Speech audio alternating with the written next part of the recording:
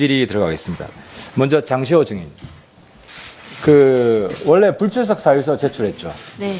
거기 보니까 엊그제 네. 쓴 불출석 사유서 보니까 많이 아픈 걸로 되어 있던데 네, 많이 아픕니다. 많이 아팠어요. 네. 5일 날에 오늘도 주사 맞고 왔습니다. 오전에 주사를 맞고 네. 온 거예요. 그 뭐 통증이 심하다고 그랬는데 어느 부위가 통증이 심했어요? 아, 어깨 통증하고 지금 제가 이렇게 부인과 쪽으로 좀 많이 어디 어깨하고 어디요? 부인과 쪽으로 좀 아픕니다. 예? 산부인과 아, 쪽으로. 산부인과 네. 쪽으로. 어깨는 뭐 과거에 수술한 적 있어요? 네, 있습니다. 무슨 수술을 했어요? 잘 아실지 모르죠. 흉곽 출구 증후군이라고 6월에 수술했었습니다. 올 6월에 수술했어요? 네. 그러면 원래 오늘 오전에 병원에 가기로 했었던 거예요? 네, 진료 받고 왔습니다.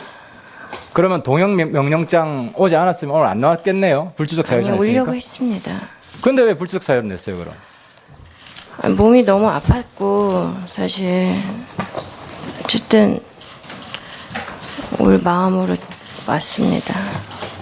그래요. 앞으로 솔직해야 됩니다. 네, 알겠습니다. 불출석 사유서를 이렇게 함부로 내는 게 아니에요. 알겠죠? 그저께 받아간 게- 오늘 증언 똑바로 하세요. 네. 우리 김 실장님, 제가 하나 여쭤보겠습니다. 네. 사실 굉장히 착잡합니다. 그리고 김 실장님 비서실장으로 계실 때 저도 19대 의원 활동을 했고 애국심이 굉장히 투철한 분이라고 저는 생각해 왔습니다. 근데 이제 한 가지 한번 평가를 해보고 싶습니다. 제 마음은 그렇습니다. 김 실장님은 또 공안 쪽으로 활동을 하셨고 대한민국을 지켜오신 분 아닙니까? 근데 그 대한민국이 지금 몰락했습니다. 최순실이라는 사람 때문에. 그러면은 여태까지 대한민국을 지킨 그 애국자들이, 애국 세력들이 어떤 교훈을 얻어야 될 거 아니냐. 그 교훈, 저는 그렇습니다. 김 실장님이 앞으로 더 공직을 더 맡을지도 모르겠지만, 이제는 대한민국이 무엇을 반성해야 되고, 무엇을 고쳐야 되는지, 그걸 생생하게 증언을 해야 된다. 그래야 김 시장의 후배들이 그 잘못을 반복하지 않을 수 있다. 근데 오늘 김 시장님 모습을 보면 나라를 생각하는 마음이 있는지 저는 의심스럽습니다. 뭔지 모르겠지만 다 무덤까지 가져가려는 그런 분 같아요. 실장님, 이 자리에 나라 생각한다는 마음으로 내 한 몸 좀 위험해서 피해보고자 하는 그 마음이 아니라 살신성인한다는 마음으로 좀 답변을 해주시고요. 질문을 드리겠습니다. 김상률 수석 아시잖아요. 네. 오늘 들으셨죠? 네. 차은택 증인한테 최순실 통해서 네. 수석이 된 것. 당시 기억하시는지 모르겠는데 제가 김상률 수석 비판했잖아요. 임명될 때. 네. 통진당 가야 될 사람이 왜 청와대 가냐.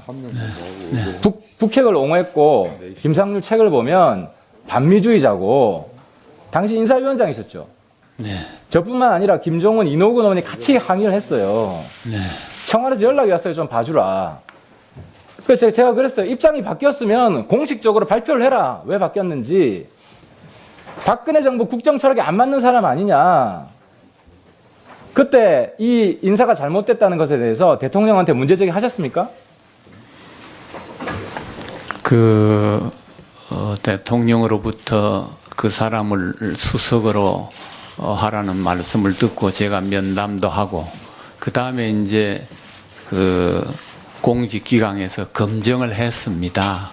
예, 검증을 해서 그런 몇 가지 문제가 있어서 또 보고도 되고 했는데 뭐 그것이 관철되지 않고 결국 임명이 되었습니다. 그럼 대통령한테 이 사람 안 된다는 말씀 안 하셨네요? 있는 인사권자에게 있는 사항을 검증한 결과를 저는 실장님 보고합니다. 저는 세대가 달라서 그런지 참 답답한 게요. 실장님한테 대통령은 어떤 존재예요? 저는 대통령이 잘못하면 비판할 수 있어야 된다고 봐요. 근데 지금 실장님은 하명이라고 그러셨어요.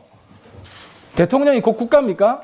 그렇지 않습니다. 저도 나름대로는 의견을 말씀을 드리고 개진을 합니다만은 최종적 결정은 항상 인사권자가 하시기 때문에 그렇게 됐습니다. 당시 제가 볼 때 이게 간단한 문제가 아니었어요. 저도 웬만하면 그냥 넘어갔는데 집권 여당이니까 통진당 해산 심사 중이었어요. 그러는 과정에 청와대에서 통진당과 색깔이 구분되지 않는 박근혜 정부의 국정 철학이랑 완전히 대립되는 이런 사람을 뽑으려고 하는데 평생 공안 국가를 지키겠다고 하신 분이